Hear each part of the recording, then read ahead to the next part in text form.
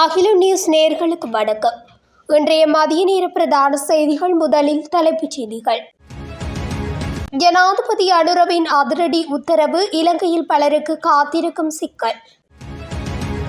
உயிர்த்த ஞாயிறு பிரதான சூத்திரதாரி உயிருடன் சாரா ஜஸ்மின் தொடர்பில் அமைச்சர் அதிரடி அறிவிப்பு. அடுத்த 12 மணி நேரத்தில் உருவாக உள்ள காற்றழுத்த தாழ்வு நிலை விடுக்கப்பட்டுள்ள எச்சரிக்கை. தமிழர் பகுதியொன்றில் பாடசாலைக்கு அருகில் கிடந்த பாகிஸ்தான் நாட்டு பொருளால் பரபரப்பு. மின் கட்டணத்துடன் மற்றும் ஒரு புதிய கட்டணம் கசிந்துள்ள அதிர்ச்சி தகவல். மட்டக்களப்பில் மீண்டும் பதிவாகும் பலத்த மழை வீழ்ச்சி. இலங்கையில் 5 உயிரை குடித்த கள்ளச்சாராயம், வெளியான மேலதிக தகவல். கொத்மலையில் ஏற்பட்ட வெள்ளத்தால் மலைபோல் குவிந்து கிடக்கும் மணல். பிரதமருக்கு தலையடியாய் மாறியுள்ள சர்ச்சைக்குரிய பாடப்புத்தகம் நீக்குவதற்கு தீர்மானம். நிரம்பி வழியும் மகாவலி ஆறு மறு அறிவித்தல் வரை மூடப்படும் வீதி. தொடர்பட விரிவான செய்திகள்.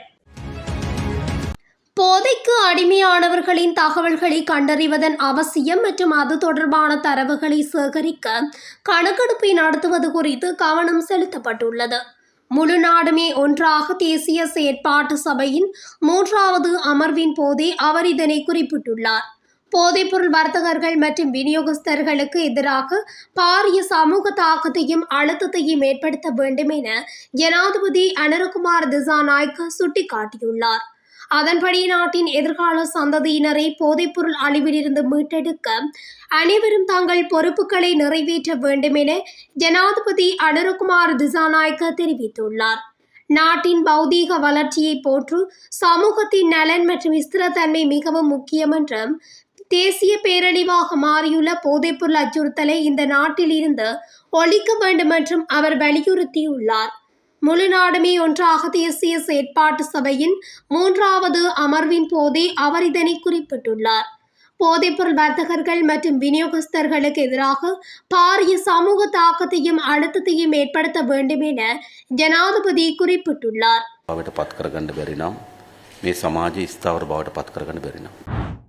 உயிர்த்த ஞாயிறு தாக்குதலின் பிரதான சூத்திரதாரி சாரா ஜஸ்மின் உயிரோடு இருப்பதாக தகவல்கள் கிடைத்துள்ளதாக பொதுமக்கள் பாதுகாப்பு அமைச்சர் ஆனந்த விஜயபால தெரிவித்துள்ளார்.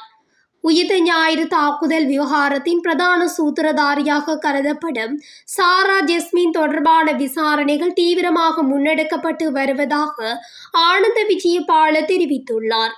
இன்று நாடாளுமன்றில் எதிர்க்கட்சி நாடாளுமன்ற உறுப்பினர் முஜிபுர் ரகுமான் எழுப்பிய வாய்மூல கேள்விக்கு பதில் வழங்கும் போதே ஆனந்த விஜயபால இதனை கூறியுள்ளார். சாரா ஜஸ்மின் இந்தியாவில் இல்லை. இது தொடர்பான விசாரணைகளை தீவிரமாக முன்னெடுக்கப்பட்டு வருகிறது.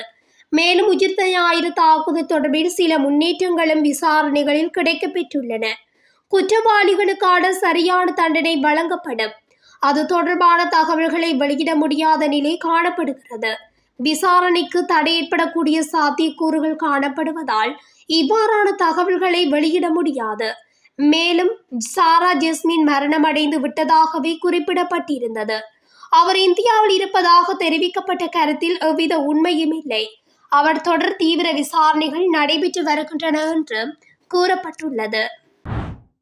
இலங்கைக்கு தென்கிழக்கே வங்காள விரிகுடாவில் நிலை கொண்டுள்ள குறைந்த காற்றழுத்த தாழ்வு பகுதி அடுத்த 12 மணி நேரத்தில் காற்றழுத்த தாழ்வு பகுதியாக வலுப்பெற வாய்ப்புள்ளதாக வளிமண்டலவியல் திணைக்களம் தெரிவித்துள்ளது. இந்த அமைப்பு மேற்கு வடமேற்கு நோக்கி நாட்டின் கிழக்கு கடற்கரையை நோக்கி நகரும் என்று எதிர்பார்க்கப்படுகிறது. எனவே ஜனவரி 8ஆம் தேதி முதல் நாடு முழுவதும், குறிப்பாக வடக்கு, வடமத்திய, கிழக்கு, ஊவா மற்றும் மத்திய மாகாணங்களில் மழையுடனான வானிலை அதிகரிக்கும் என எதிர்பார்க்கப்படுகிறது. ஊவா மாகாணத்திலும் மட்டக்களப்பு, அம்பாறை, பொலனறுவை, மாத்தளை மற்றும் அம்பாந்தோட்டை மாவட்டங்களிலும் அவ்வப்போது மழை பெய்யும். இந்த பகுதிகளில் சில இடங்களில் 50 மில்லிமீட்டருக்கும் அதிகமான ஓரளவு பலத்த மழை பெய்யக்கூடும். வடக்கு மாகாணத்திலும் அனுராதபுரம், திருகோணமலை மாவட்டங்களிலும் பல தடவைகள் மழை பெய்யும். நாட்டின் ஏனைய பகுதிகளில் பிற்பகல் 2 மணிக்கு பிறகு மழை அல்லது இடியுடன் கூடிய மழை பெய்யக்கூடும். மத்திய மலைநாட்டின் கிழக்கு சரிவுகளிலும் வடக்கு வடமத்திய வடமேற்கு மற்றும் கிழக்கு மாகாணங்களிலும் அம்மாந்தோட்டை கம்பகா கொழும்பு மற்றும் மொனராகலை மாவட்டங்களிலும் அவ்வப்போது மணிக்கு 50 கிலோமீட்டர் வேகத்தில் பலத்த காற்று வீசக்கூடும். இடியுடன் கூடிய மழை பெய்யும் போது தற்காலிகமாக பலத்த காற்று மின்னல் தாக்கத்தால் ஏற்படும் சேதங்களை குறைக்க போதுமான முன்னெச்சரிக்கை நடவடிக்கைகளை எடுக்குமாறு பொதுமக்கள் கேட்டுக்கொள்ளப்படுகிறார்கள். அம்பாறை மாவட்டம் சவளக்கடை போலீஸ் பிரிவுக்குட்பட்ட வீரச்சோலை பகுதியில் பாடசாலை ஒன்றுக்கு அருகிலுள்ள வெற்றுக்காணியில் நேற்று வெடிக்காத நிலையில் இருந்த கைக்குண்டு ஒன்று மீட்கப்பட்டுள்ளது. மீட்கப்பட்ட கைக்குண்டு பாகிஸ்தான் நாட்டு தயாரிப்பு என அடையாளம் காணப்பட்டுள்ளது. பாடசாலைக்கு தனது பிள்ளையை அழைத்து சென்ற குடும்பஸ்தர் ஒருவர் காணியில் கைக்குண்டு இருப்பதை கண்டு அதிகாரிகளுக்கு தகவல் வழங்கியுள்ளார். இப்பகுதியில் அண்மையில் உளவு பணிகள் மேற்கொள்ளப்பட்டதாலும் பெய்த மழை காரணமாகவும் மண்ணுக்குள் புதைந்திருந்த கைக்குண்டு வெளியில் தெரிந்ததாக கூறப்படுகிறது. அரச புலனாய்வு பிரிவினருக்கு கிடைத்த தகவலின் அடிப்படையில் சம்பவ இடத்திற்கு விரைந்த சவளக்கடை போலீசார் குண்டு கிடந்த பகுதியை சூழ பாதுகாப்பை பலப்படுத்தினர். மீட்கப்பட்ட கைக்குண்டு பாகிஸ்தான் நாட்டு தயாரிப்பு என அடையாளம் காணப்பட்டுள்ளது. கடந்த காலங்களில் இப்பகுதியில் நடமாடிய விடுதலை புலிகளினால் இது கைவிடப்பட்டிருக்கலாம் என சந்தேகிக்கப்படுகிறது. குண்டை அவ்விடத்தில் இருந்து அகற்றி செயலிழக்க செய்வதற்காக நீதவான் நீதிமன்றின் அனுமதி பெறப்பட்டுள்ளது. தமது பிரதேசத்தில் உள்ள வீதி விளக்குகளுக்கு ஏற்படும் செலவை அப்பிரதேச மக்களின் மின்சார கட்டணத்தில் அறவிடுவதற்கு யோசனை முன்வைக்கப்பட்டுள்ளதாக மின் பாவனையாளர்கள் சங்கம் தெரிவித்துள்ளது.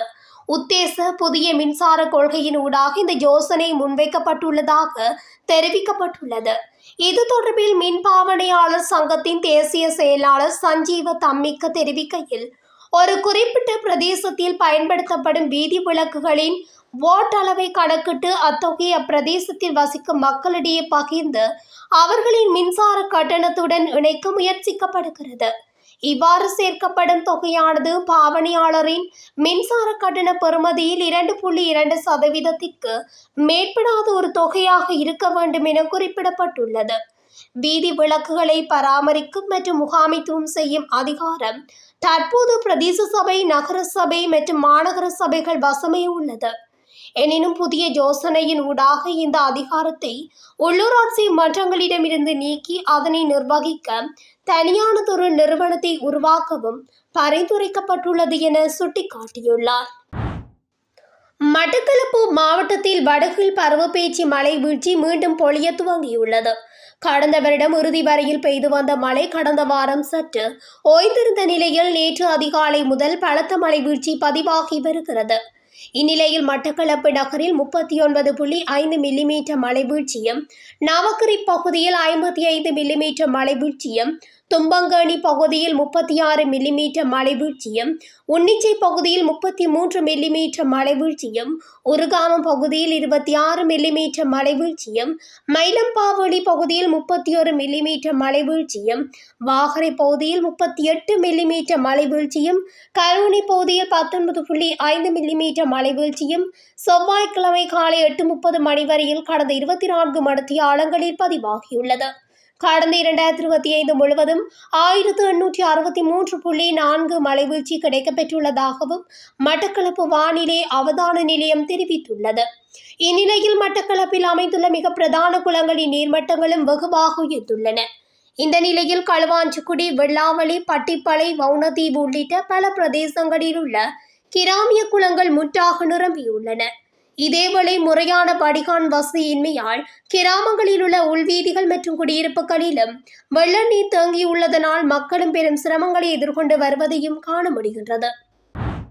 வெண்ணப்புவ போலீஸ் பிரிவுக்குட்பட்ட தம்புரவில பகுதியில் சட்டவிரோத மதுபானம் அருந்தி சுகவீனமடைந்த 7 பேர் தற்போது நீர்கொழும்பு மாவட்ட பொது மருத்துவமனையில் சிகிச்சை பெற்று வருவதாக வெண்ணப்புவ காவல்துறையினர் தெரிவிக்கின்றனர். இந்த சம்பவத்தில் நேற்று 5 பேர் உயிரிழந்தனர். அவர்கள் 28 முதல் 57 வயதுக்குட்பட்டவர்கள் ஆவர். இந்த சட்டவிரோத மதுபானத்தை தயாரித்த நபர் தற்போது அப்பகுதியை விட்டு தப்பி சென்றுள்ளார். அவரது மனைவி நேற்று தங்கொட்டுவ கோணாவல பகுதியில் கைது செய்யப்பட்டார். சம்பவம் தொடர்பாக 2 பெண்கள் கைது செய்யப்பட்டுள்ளனர். மேலும் கைது செய்யப்பட்ட மற்றொரு பெண் இந்த மதுபானத்தை விற்பனை செய்த நபர் ஆவார். உயிரிழந்தவர்கள் தொடர்பான நீதவான் விசாரணை நேற்று மதியம் மாரவில நீதவானால் நடத்தப்பட்டது.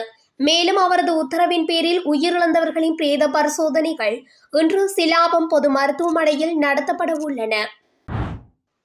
டிட்வா சூறாவளியின் தாக்கத்தால் ஏற்பட்ட வெள்ளத்தினால் கொத்மலை நீர்த்தேக்கம் அமைந்துள்ள பகுதியில் ஏற்பட்ட மண் சரிவு காரணமாக குறித்த நீர்த்தேக்கத்தில் பாரியளவில் சேறு மற்றும் மணல் மலை போல் குவிந்து கிடக்கிறது என தெரிவிக்கப்பட்டுள்ளது. கடந்த நாட்களில் நுவரெலியா மாவட்டத்தில் காணப்பட்ட மோசமான காலநிலை தாக்கத்தினால் ஏற்பட்ட பாரிய மண் சரிவு காரணமாக இந்த நிலை ஏற்பட்டுள்ளது. இவ்வாறு நிரம்பியுள்ள மணலை அபிவிருத்தி பணிகளுக்கென பயன்படுத்த முடியும் என பிரதேசவாசிகள் தெரிவிக்கின்றனர். அத்துடன் மண் சரிவினால் ரம்படுக்கம பகுதியில் நிறுத்தி வைக்கப்பட்டிருந்த பெக்கோ இயந்திரம், 2 லொரிகள், ஒரு வேன், கார் மற்றும் மோட்டார் சைக்கிள் என்பன காணாமல் போயுள்ளன. இதுவரை அதன் சிறு பாகங்களை கூட கண்டுபிடிக்க முடியாமல் உள்ளது. எனவும் குறித்த வாகனங்கள் அனைத்தும் நீரில் அடித்து சென்று நீர்த்தேக்கத்தில் அடியில் புதைந்திருக்கலாம் என சந்தேகிக்கப்படுகிறது. எனவே மலைப்புல் குவிந்திருக்கும் மண் கலந்த மணல்களை அகற்றினால் மாத்திரமே காணாமல் போன வாகனங்களை கண்டுபிடிக்க முடியும் எனவும் பிரதேசவாசிகள் தெரிவிக்கின்றனர். தரம் 6 ஆங்கில பாட புத்தகத்தில் இடம்பெற்றுள்ளதாக கூறப்படும் சர்ச்சைக்குரிய விடயங்கள் அடங்கிய பாடத்தினை அகற்றுவதற்கு ஒப்புதல் வழங்கப்பட்டுள்ளதாக பிரதமர் கல்வி அமைச்சருமான ஹர்னி அமரசூரிய தெரிவித்துள்ளார். இவ்வாறு குறித்த பாடத்தினை நீக்குவதற்கு தேசிய கல்வி நிறுவனத்தின் கல்வி ஆலோசனை குழு நேற்றைய தினம் ஒப்புதல் வழங்கியுள்ளது. நாடாளுமன்றத்தில் இன்றைய தினம் இடம்பெறும் அமர்வின் போதே பிரதமர் ஹர்னி அமரசூரிய இது தொடர்பான விடயங்களை வெளியிட்டுள்ளார். இதேவழி தரம் 6 ஆங்கில பாட புத்தகத்தில் இடம்பெற்றுள்ளதாக கூறப்படும் இந்த சர்ச்சைக்குரிய கருத்துக்களுக்கு கல்வி அமைச்சரான ஹர்னி அமரசூரிய பொறுப்பேற்று பதவி விலக வேண்டும் என்று அரசியல் பரப்பில் பல அழுத்தங்கள் பிரயோகிக்கப்பட்டு வருகின்றன. மேலும் பாடப்புத்தகத்தில் ஏற்பட்ட சர்ச்சையை காரணமாக வைத்து பிரதமர் ஹர்னி அமரசூரியவுக்கு எதிராக நம்பிக்கையில்லா பிரேரணை கொண்டு வரப்படும் என்று ஐக்கிய மக்கள் சக்தியின் பொதுச் செயலாளரும் நாடாளுமன்ற உறுப்பினருமான ரஞ்சித் மதுப பண்டார தெரிவித்துள்ளார். பிரதமருக்கு எதிராக கொண்டுவரப்பட்டுள்ள நம்பிக்கையில்லா தீர்மானத்திற்கான நாடாளுமன்ற உறுப்பினர்களின் கையொப்பங்களை சேகரிக்கும் பணி இன்று முதல் ஆரம்பிக்கப்படும் என்று அவர் சுட்டிக்காட்டியுள்ளார். கனமழை காரணமாக மகாவலியாறு பெருக்கெடுத்து சோமாவதிய சுங்காவில வீதி நீரில் மூழ்கியுள்ளது. இதன் காரணமாக வீதியூடான போக்குவரத்து நடவடிக்கைகள் இன்று காலை 8:30 மணி முதல் இடைநிறுத்தப்பட்டுள்ளதாக போலீசார் பொதுமக்களுக்கு அறிவித்துள்ளனர். சோமாவதிய சுங்காவில பிரதான வீதியானது திக்கல பகுதியில் சுமார் 2 அடி உயரத்திற்கு நீரில் மூழ்கியுள்ளதாக தெரிவிக்கப்படுகிறது. இந்த வீதி மறு அறிவித்தல் வரை மூடப்பட்டிருக்கும் என்றும் எதிர்காலத்தில் இந்த வீதியின் நீர்மட்டம் படிப்படியாக அதிகரிக்கக்கூடும் என்றும் அதிகாரிகள் தெரிவிக்கின்றனர். இதேவேளை நேற்று மாலை சோமாவதிய விகாரைக்கு வழிபாடுகளுக்காக சென்ற பக்தர்கள் சிலர் வெள்ளம் காரணமாக திரும்பி வர முடியாத நிலை ஏற்பட்டதனை அடுத்து டிராக்டர் வண்டி மூலம் அவர்கள் பாதுகாப்பாக செல்ல விகாரையின் பிக்குகள் நடவடிக்கை எடுத்திருந்தமை குறிப்பிடத்தக்கது. இத்துடன் அகிலம் நியூஸின் இன்றைய மதிய நேர பிரதான செய்திகள் நிறைவடைகின்றன. தொடர்ச்சியாக செய்திகளை அறிந்து கொள்ள அகில நியூஸ் ஊடகத்துடன் இணைந்திருங்கள். நன்றி, வணக்கம். அகிலம், மாற்றத்திற்கான மக்கள் குரல். இந்த வீடியோ பிடிச்சிருந்தா லைக் பண்ணுங்க, கமெண்ட் பண்ணுங்க, ஷேர் பண்ணுங்க. மறக்காம கீழே இருக்க பெல் ஐகானை கிளிக் பண்ணுங்க.